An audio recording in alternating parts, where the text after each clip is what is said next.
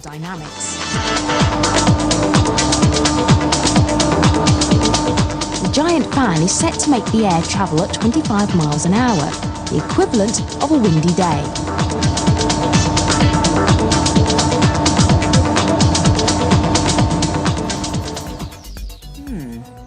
I think I'll use vices to push on my eggs. One mounted long ways on the left and sideways on the right. The vice pushes on the egg and the egg pushes back equally hard. The forces balance. But as I turn the vices, they push the eggs harder and harder. Soon, the right-hand vice pushes so hard that the egg can't match it and it smashes. But look at the egg mounted long ways. It can push back much more. It takes a lot more force before the egg smashes completely.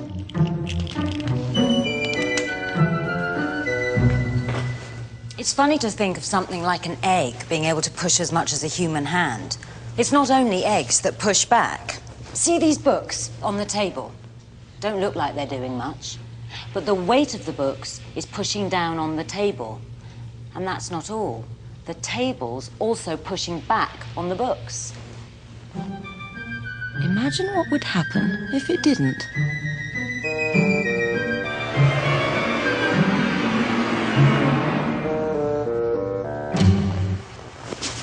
Even these comfy cushions can push back on me.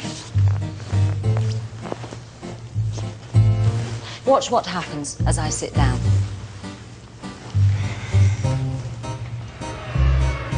Let's look at that again.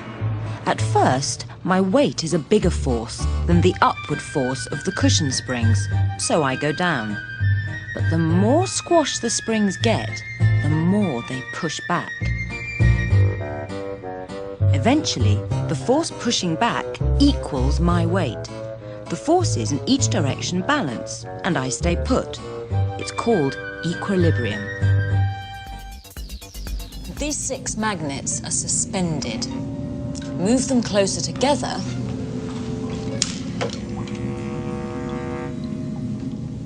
Why? The ends of the magnets are called poles, one the North Pole and the other the South Pole. Bring 2 like poles together, both south, both north, and the magnetic force pushes them apart. They repel.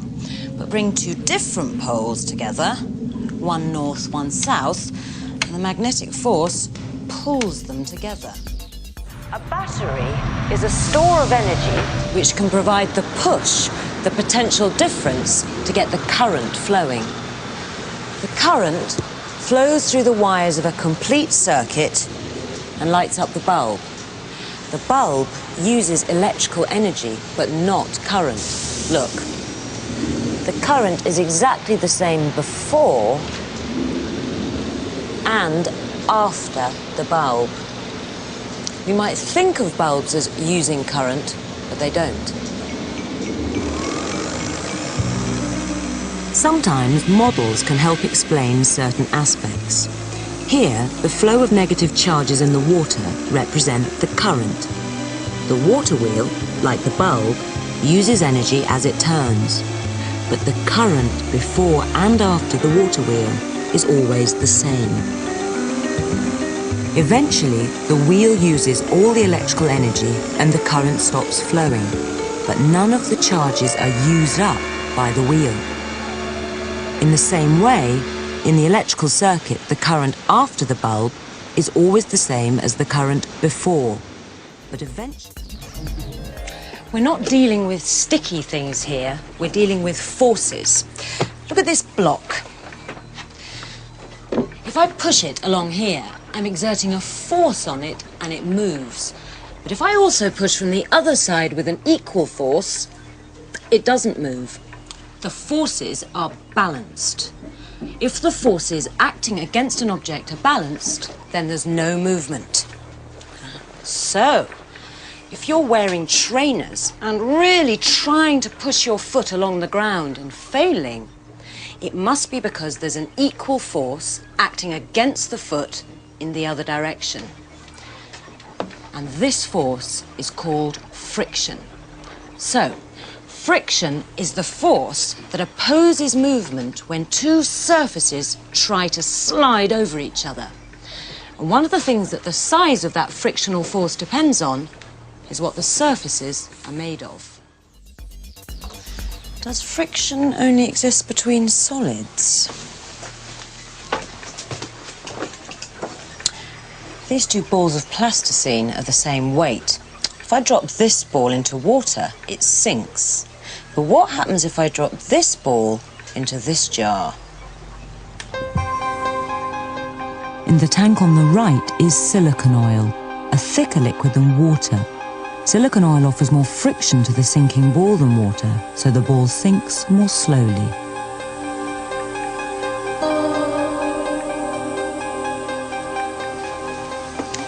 Changing the liquid isn't the only way to change the frictional force in a liquid. These different shapes are the same weight. If I drop these shapes into silicon oil at the same time, we'll see if the shape makes any difference to the force of friction.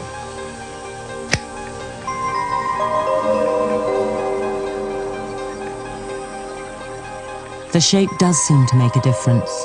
The teardrop seems to be experiencing less friction than the other shapes. My dark lab seems the perfect place to start. Maybe Boffin here can help. So why can I see her eyes in the dark? What else can I see in the dark? Shiny things? White things? But it's not really dark though, is it? My torch is on. Wow, that's really fast. So what about light that's travelled even further? Light from the moon. The moon is 400,000 kilometres from Earth. The speed of light is 300,000 kilometres per second, so I can calculate it takes 1.3 seconds for moonlight to get to us. That means what I see on the moon now happened 1.3 seconds ago. But of course the moon isn't a light source. What we're seeing is light which has travelled from the sun, reflects off the moon and enters our eyes.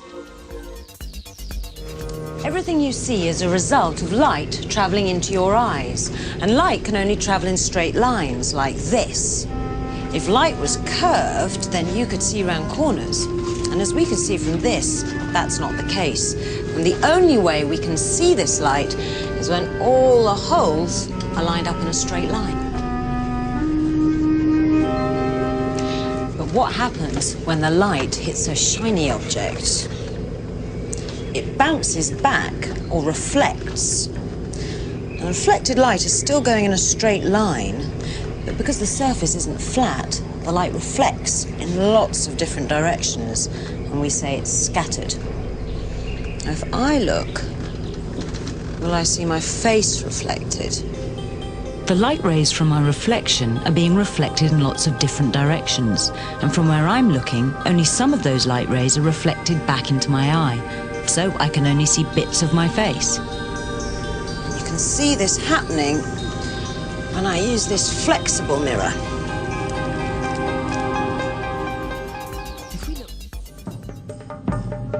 A magnet doesn't have to be touching whatever it's attracting, like this paperclip. The force of the magnet can be sensed all around the magnet, and this space of attraction is called the magnetic field.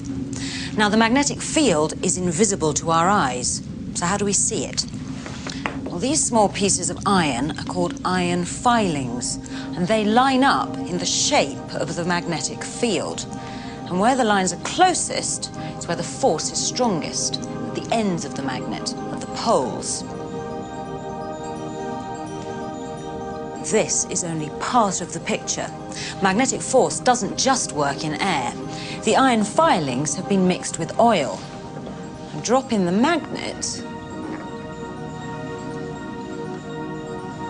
we can see the shape of the magnetic field all around the magnet.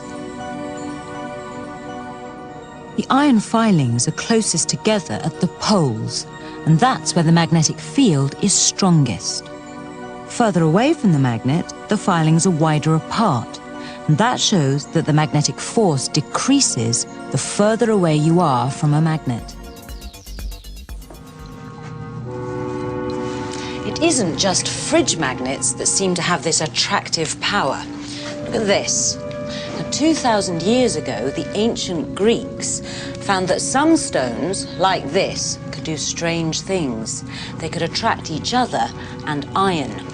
Now, these stones were called lodestones. And they also found that if you stroked a nail or similar metal along the stone, then these strange attractive powers could be passed on to the metal. Lots of these stones were found near a Greek town called Magnesia, so they call the lodestone's attractive force magnetism. Now, some materials are magnetic, but you can't tell just from looking at them. For example, some metals are magnetic, but many aren't. So you have to test them to find out. Or here. My mass of 55 kilograms always means a force of gravity of 550 newtons. To find somewhere where my weight really does change, I'm going to have to travel a little bit further.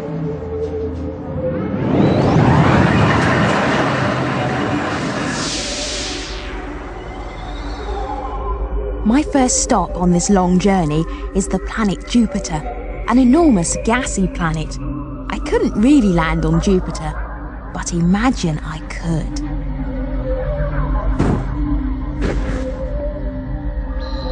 Now, here on Jupiter, my mass is just the same as back on Earth, 55 kilograms. In space, on Earth, on Jupiter, there's still the same amount of stuff in me. So why do I feel so heavy? Jupiter is much bigger and heavier than Earth. It has a force of gravity too, but the force of gravity is much stronger than on Earth. On Jupiter, my weight is no longer 550 newtons. It's nearly 1,400 newtons. But I've got my own frequency generator here. Now, when I shorten the length of the overhanging ruler, the frequency of vibrations increases, and you can hear the sound change. It goes up in pitch. Listen.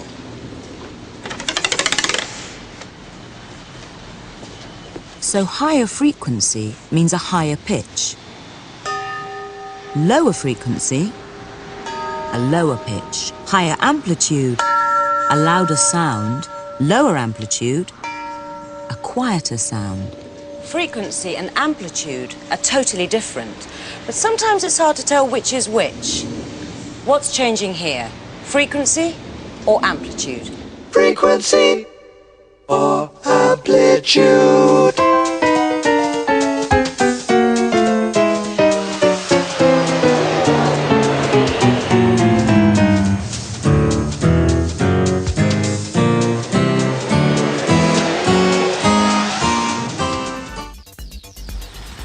Even in this bell jar, you can still hear him playing. But listen to this. As I remove the air from the bell jar, he gets quieter. Why?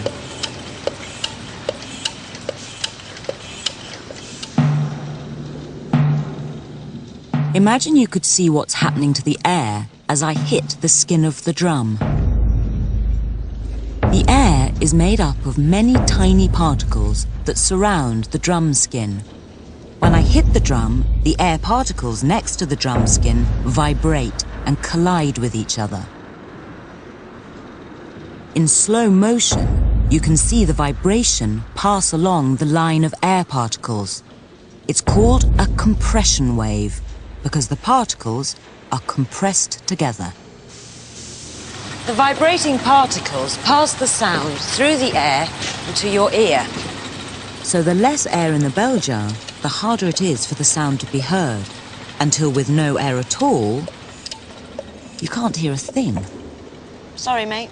So sound needs particles to transmit the vibrations, but they don't have to be air particles.